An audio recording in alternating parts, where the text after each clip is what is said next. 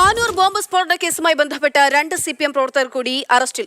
അമൽ ബാബു, മിഥുൻ എന്നിവരാണ് അറസ്റ്റിലായത്. ഇതോടെ കേസിൽ അറസ്റ്റിലായവരുടെ എണ്ണം 6 ആയി. ഫെലിക്സ് വിവരങ്ങൾ നൽകും. ഫെലിക്സ്, 5 പേർ ചേർന്നാണ് ബോംബ് നിർമ്മിച്ചതെന്നുള്ള വിവരമായിരുന്നു ആദ്യഘട്ടത്തിൽ ലഭ്യമായത്. ഇപ്പോൾ അറസ്റ്റിലായിരിക്കുന്ന ഇരുവരുടെയും പങ്കെന്താണ്?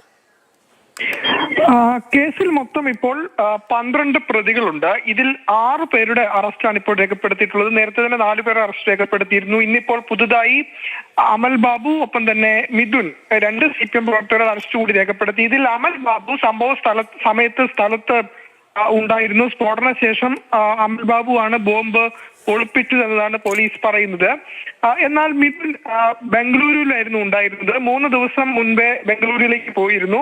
എന്നാൽ അതിനു മുൻപ് ഇപ്പോൾ ബോംബ് സ്ഫോടനത്തിൽ പരിക്കേറ്റ വിനീഷുമായി ബന്ധം പുലർത്തിയെന്നതാണ് പോലീസ് വ്യക്തമാക്കുന്നത്. മാത്രമല്ല, സ്ഫോടനത്തിന് ശേഷം ഈ അമൽ ബാബു അടക്കമുള്ള മറ്റു പ്രതികൾ ഇപ്പോൾ അറസ്റ്റിലായ ബംഗളൂരുവിൽ ഉണ്ടായിരുന്ന മിഥുനെ ഫോണിൽ ബന്ധപ്പെട്ടെന്നും പോലീസ് വ്യക്തമാക്കുന്നു. ഏതായാലും ഇതോടെ കേസിൽ അറസ്റ്റിലായവരുടെ എണ്ണം 6 ആയി. ഇനിയിപ്പോൾ 6 പേർ കൂടിയുണ്ട്.